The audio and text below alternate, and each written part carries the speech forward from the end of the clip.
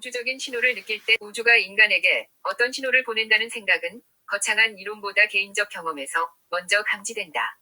우연이라고 보기 어려운 사건들이 반복될 때 사람은 자연스럽게 잠시 멈춰서서 삶을 정리해 보게 된다. 이것이 단순한 우연일까 아니면 무엇인가를 가리키는 신호일까라는 질문이 그때 비로소 생겨난다. 예를 들어 지나가는 차량 번호에서 반복적으로 눈에 들어오는 숫자의 패턴, 오래전 알고 지냈던 사람과 뜻밖의 길에서 마주치는 순간 마음속으로 자주 떠올리던 일이 현실에서 그대로 일어나는 경험, 사고의 순간에서 극적으로 목숨을 건진 경우, 과거의 삶이 반복적으로 꿈속에서 재생되는 현상, 사람들과의 대화나 관계 속에서 문득 현실이 꿈결처럼 느껴지는 낯선 순간들이 그렇다. 이런 경험들은 대부분 설명하기 어렵고 그래서 더 오래 마음에 남는다. 자기계발서에서는 이를 끌림의 법칙이나 에너지와 주파수의 공명으로 설명하고 양자물리학에서는 관찰자 효과나 얽힌 원리 같은 개념을 빌려온다.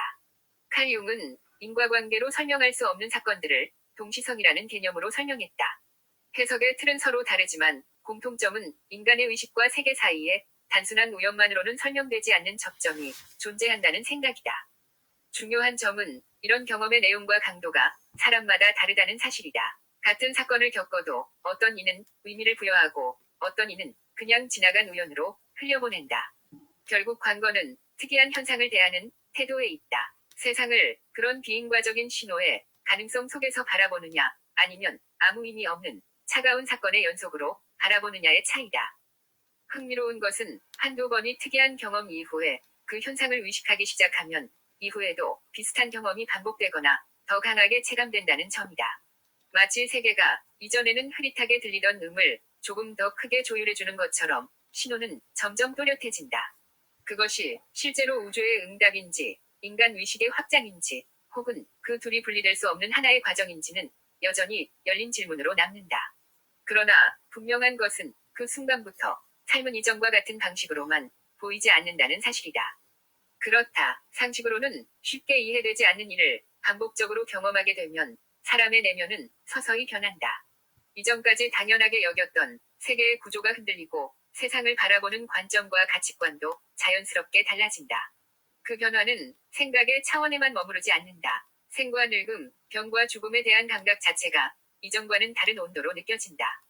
그 과정에서 가장 뚜렷하게 느껴지는 변화 중 하나는 세상 일에 대한 관심이 현저히 줄어든다는 점이다. 한때는 중요해 보이던 문제들이 더 이상 마음을 크게 흔들지 않는다. 혼자 있는 시간이 많아져도 고독하다는 느낌은 거의 사라지고 오히려 혼자 있음이 자연스러운 상태가 된다. 외부의 소음이 잦아들수록 내면은 더욱 분명해진다. 동시에 하루의 많은 시간을 어떤 우주적인 절대자와의 대화 속에서 보내고 있다는 느낌이 깊어진다. 그것이 신이든 우주의 질서이든 혹은 자기 존재의 가장 깊은 중심이든 이름은 상관없다. 중요한 것은 언제나 누군가 혹은 어떤 존재와 함께 걷고 있다는 감각이다. 삶이 더 이상 혼자의 여정처럼 느껴지지 않고 보이지 않는 동행 속에서 흘러가고 있다는 확신이 자리 잡는다. 이때 세계는 더 조용해지지만 존재의 심연은 오히려 한층 깊어진다.